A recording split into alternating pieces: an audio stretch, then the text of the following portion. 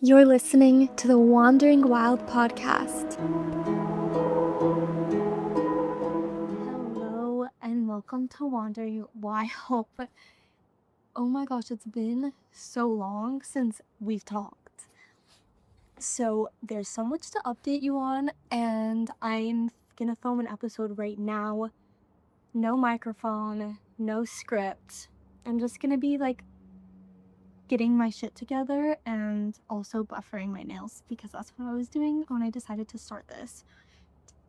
I missed weeks of posting episodes, and it started out intentional because I felt like I was just in survival mode.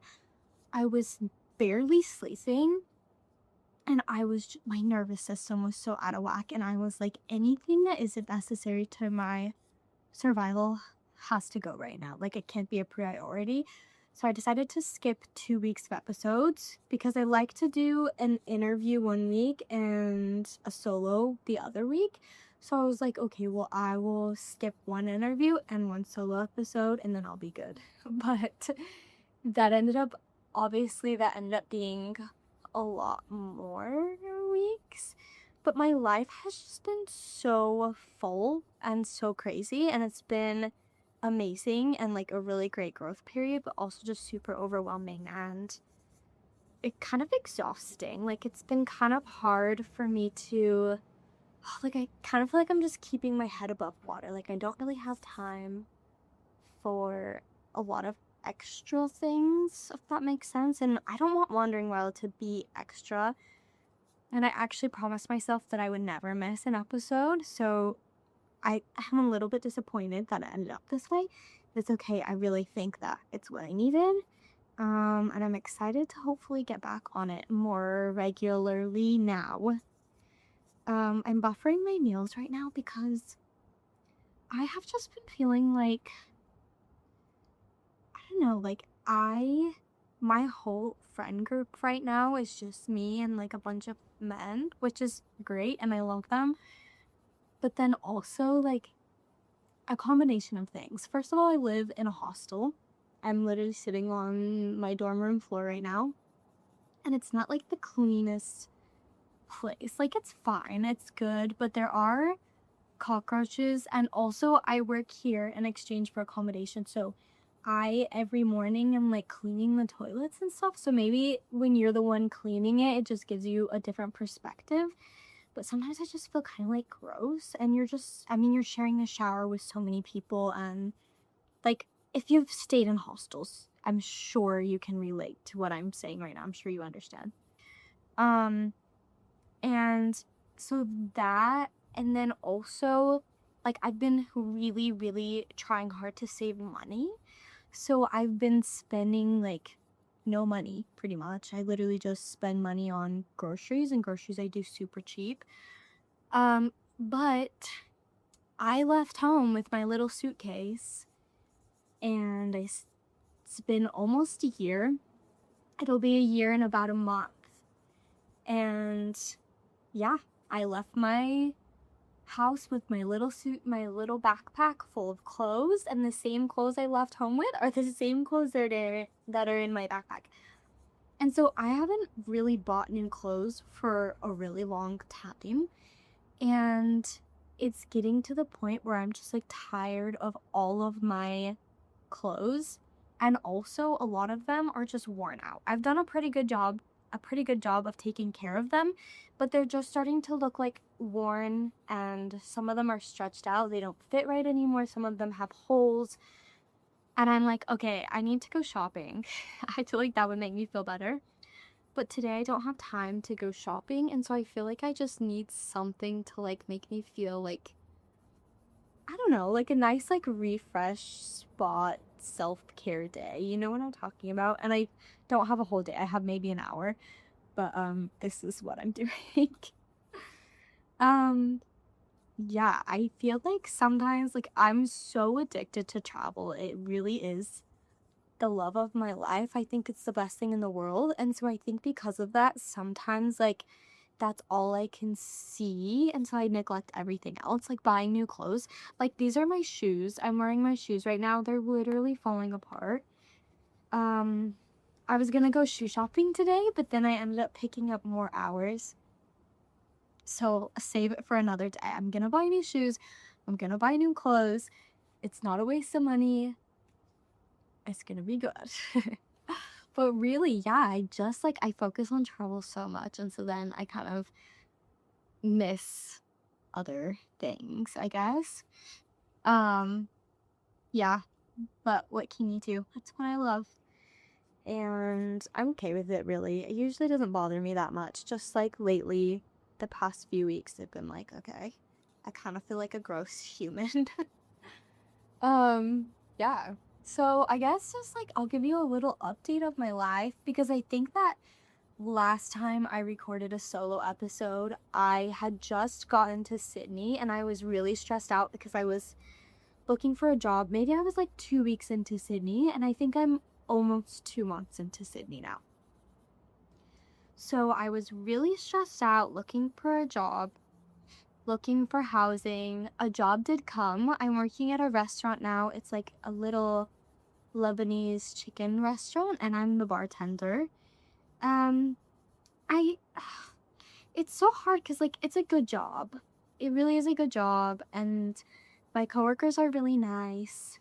But for some reason I just really don't like it, and I don't know why.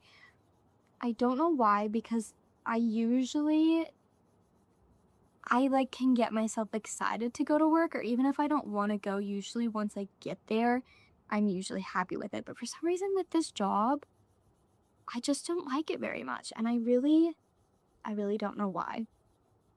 I don't know why. But it's making me money, it's paying the bills. So that's great. So I'm grateful for that. Shortly after I got that job, and when I first started working there, I was working like 36 hours, 38 hours a week. And then I got a job at my hostel. So now I'm working at my hostel, which is amazing because I don't have to pay for housing, which is a big deal in Sydney because it's so expensive. And when I first arrived in Sydney, I really wanted a room and a house and my own space. But I think once I got here and I started working, I started to realize that what I really want is to travel. And so the best way for me to get back out traveling, I mean, I would still consider this traveling, but it's not real. Like, I'm like living here. Um, but the best way for me to like get exploring again is to save money. So I'm sacrificing my own room.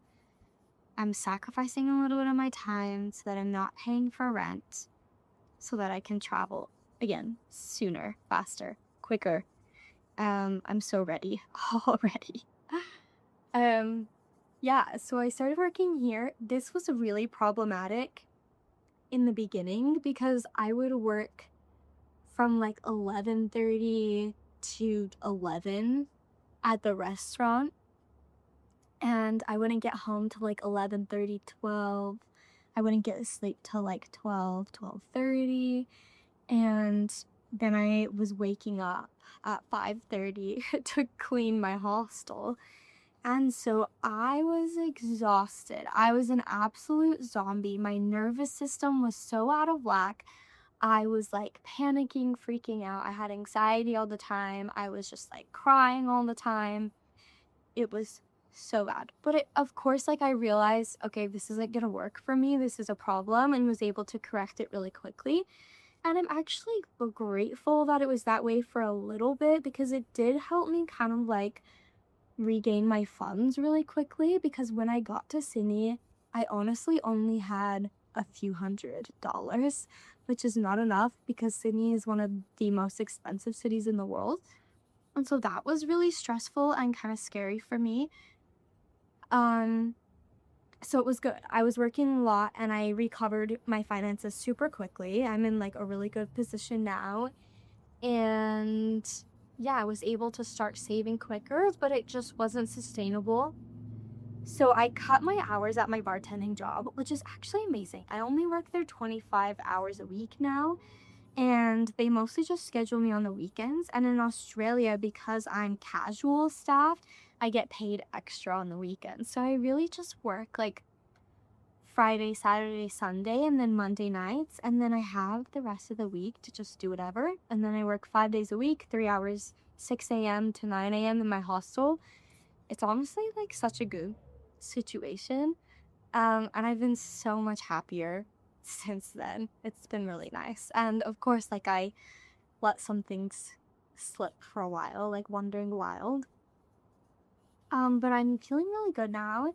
I feel like it's been so good for me to have income and also a place to live so that I don't have to make a rushed decision.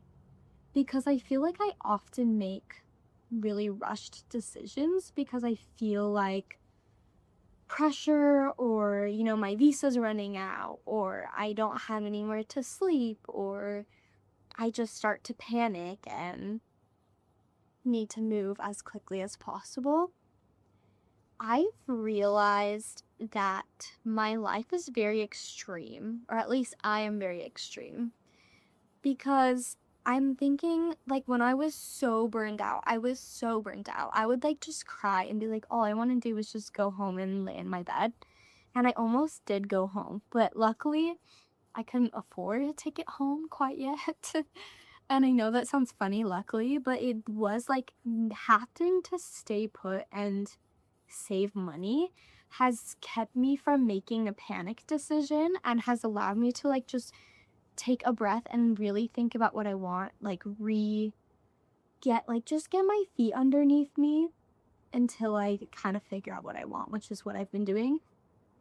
And I feel really great, like my feet are underneath me now. I'm all good, and so now I'm working on taking the next steps. But I was super burned out, and I was thinking, I've been burned out before in the past. How did I get over it? I'm thinking, well, I got burned out in Spain, but then I flew to Indonesia and I stayed in Ubud, Bali, which is like the yoga hotspot in Bali. And I didn't talk to anybody for like a week. I stayed in a private room in the jungle. And I woke up every morning for the sunrise. I watched the sunset and went right to sleep after the sunset every evening. I didn't talk to anybody. I just went to a ton of yoga classes. And that's how I recovered from my burnout. But that's so extreme, right? Like, I can't always do that when I'm burned out. When I was in Koh Tao in Thailand, I felt like I was just kind of getting in too much of a routine. Like, I was traveling, but I would just go and then kind of do the same things everywhere. I don't know, it just started to feel really repetitive, and I guess I just was craving something deeper. So what did I do? I went to a monastery and I lived in a monastery for a week and studied meditation. And when I was in Port Douglas, I just felt really bored and stagnant. And like there wasn't enough people to meet. So what did I do? I just moved to the big city and here I am. So my life is very extreme. Like there's not a lot of chill or like easing into things, or I guess I'm really extreme because I feel those ways. Or like when I started to feel like maybe I wanted to leave Sydney, I was like, Kate, like I'm just gonna leave tomorrow. I'm gonna go work on a farm, which isn't that easy apparently. But yeah, I don't know, it's been good for me to recognize like, okay, like just take a deep breath. There's no hurry. You're taken care of. You have a job, you have a place to live. Just like take a deep breath, take your time making the decision, you know? And I don't want to get stuck because I don't want to get stuck because I have security and safety, you know? Because I do want to leave Sydney, but it is nice to just be able to take my time with it, I guess, and take my time to make that decision. So that's what I'm doing now. And yeah, have so many great options actually. I'm thinking about going to do farm work, which is kind of a typical thing to do here in Australia as a backpacker because if you want to extend your second year visa, you need to do 88 days of work in a regional area or of regionally or of specified work. So farm work counts as that, and most backpackers do farm work to complete their requirements. A lot of people say good things about it. A lot of people say really bad things about it. Something I always hear is that the work is super, super hard. But I feel like it's something I just want to experience. So that's probably my next move. But I'm also looking for jobs on some islands, maybe, as well as some jobs in Western Australia. New South Wales is starting to get cold, like really cold. So I think I want to leave the state, but I'm not sure exactly where to yet. I guess we will find out, but I'm excited to see what happens. I have had a great week. I have some really great friends here actually. I've been hanging out with this group of boys that I met who are all from South America.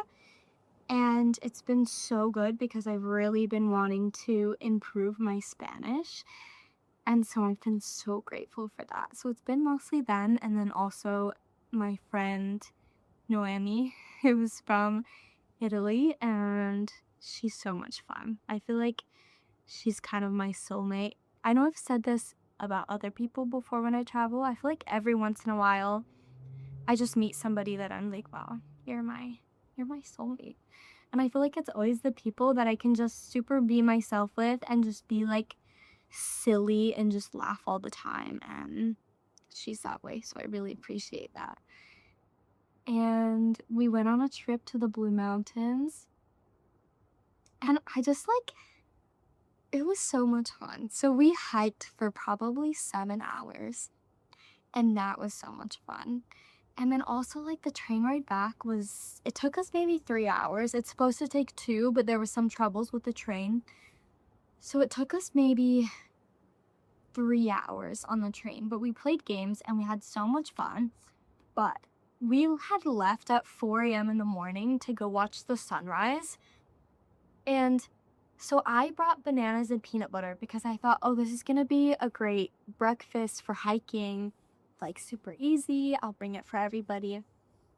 So on our way back, I'm on the train and I open my bag and the peanut butter, the lid had come off and it was completely upside down.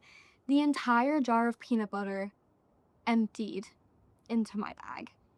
And the worst part was that it had started pouring rain. So I had my camera and I have a bag that my camera goes in, but I just didn't want it to get wet. So I just hurried and like put it in my backpack. So there was peanut butter all over my camera and in the holes of my portable charger. I mean, really just everything. I had a library book in there. Everything was covered in peanut butter. So I take it out and I'm like, you guys, look at my camera. Everything is covered in peanut butter. And my friends, being the amazing friends that they are, start eating the peanut butter off of my camera.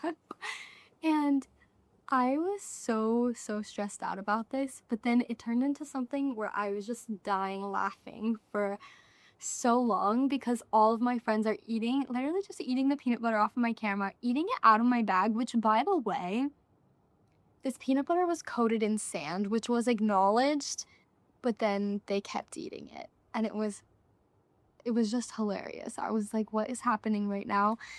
And yeah, it just was so good because it took a really stressful situation and made it like so funny and fun, I guess. You guys probably think this is super gross and weird, but it was a funny memory.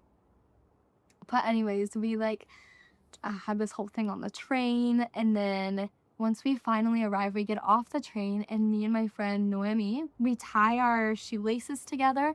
So 2 of our legs are tied together and we're walking like that. And then there was 4 of us and we all tied our shoelaces together. and walked out of the train station and all the way back to our hostel like this. And we're trying to see how fast we can go, and we're all falling all over each other. And yeah, it was just fun. And what I love about my situation now and what I love about my friends now is that we went into the mountains, insane, beautiful, had a perfect, amazing day. But standing on the edge of a cliff looking at the most incredible view ever was just as much fun as sitting on a train, and it was just as much fun as walking back to the hostel. What I love about my situation and what I love about my friends is that even the most simple, mundane moments are so special and so fun, and that is something I have been so grateful for. So grateful for. And I feel like also all of my brothers were at home at the same time, and I got so homesick, and I was missing them so much, and I still miss them so much, but I was like really sad that I wasn't with them.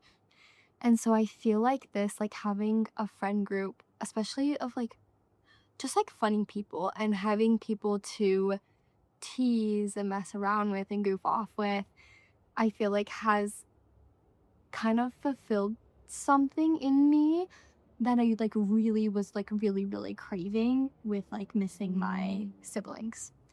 So yeah, it was just, yeah, I don't know. It's been really great. But it's also sad because like everyone's leaving. And it's so hard when you like get so close to people and you just have a great thing going. Like we have this amazing, incredible group. And then everyone starts to part ways. And it's how it works when you travel.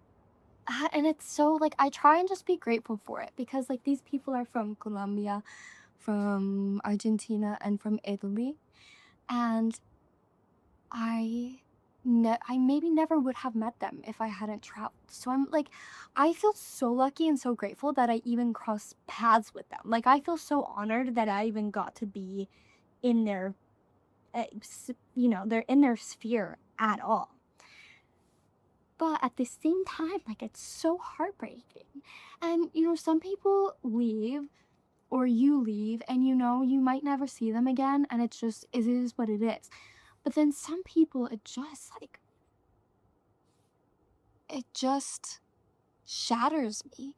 Like I just feel shattered. Like saying goodbye to Noemi yesterday, I was just like, this is so sad. This is so sad because I don't know if I'll ever see you again. And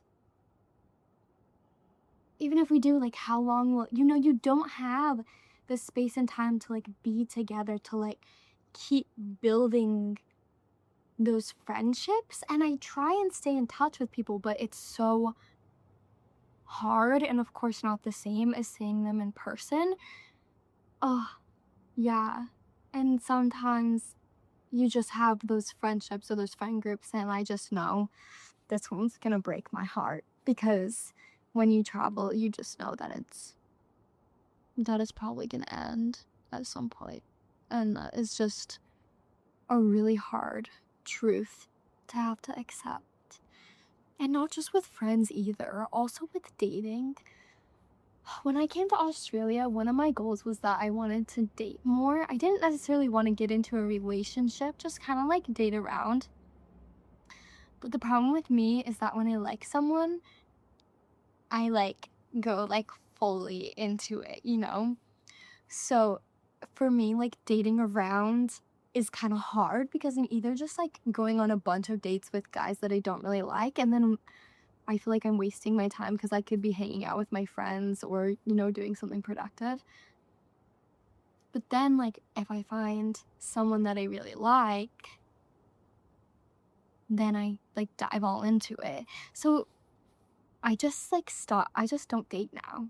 Like, when I would travel when I was younger, when I was 18, 19, I had a different fling in every country I would go to. But I think I've decided that mixing traveling with dating is just not a good thing for me. Because the thing is, like, I feel like I will get attached to someone and then they will leave, or they'll want me to come with them, but I'm gonna be stubborn and want to do my own thing.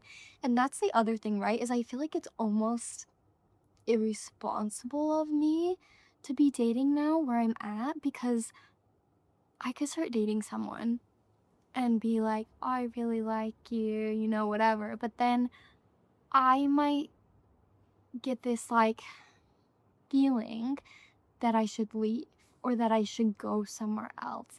And I'm gonna do it.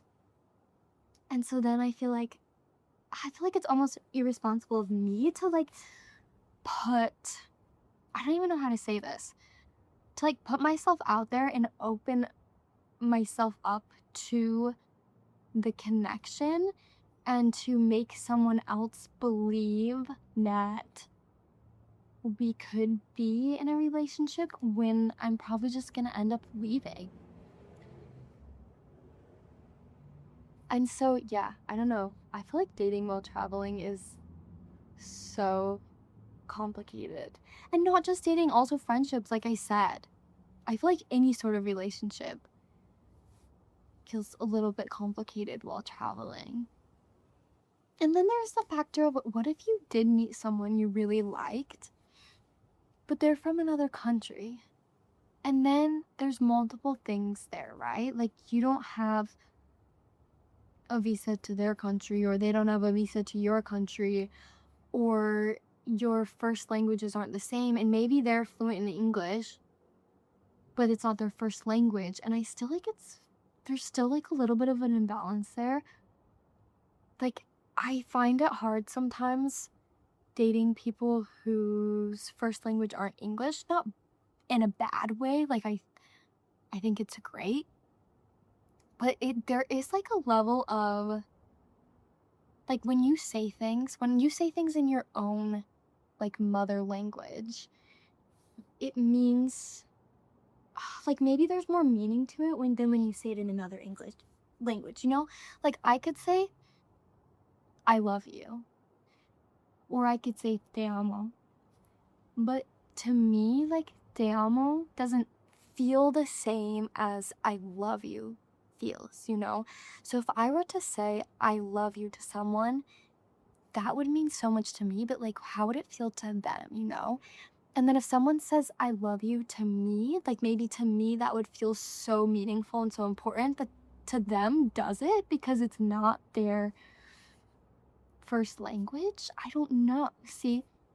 So there's like so many levels to this. And then, yeah, say they're in another country, and then you have like all this distance, and I just like can't do long distance again. That was so incredibly hard. And so, yeah, it's just really complicated. I don't know how I got on the topic of dating, but here we are. um, I, yeah, I feel like I'm in such a stage of transition right now. So I'm kind of just steering clear of dating, which I guess is the point that I was getting to, except I don't know why I needed to get you to that point, but there you go. Now you know. Anyways, I'm gonna wrap this up. It's gonna be a really short episode, but I just like wanted to like get a few things out there, update you on my life. Um I want to make an episode on moving to Australia, because when I decided I wanted to move to Australia, I was so confused. I was so confused about the visa. I was so confused about where to go. And I've learned quite a lot. So that episode is going to come soon.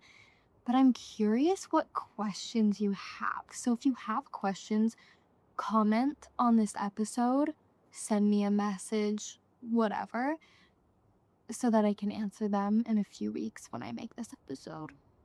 Yeah, that's basically it. Hope you're all doing well, and I will see you next time.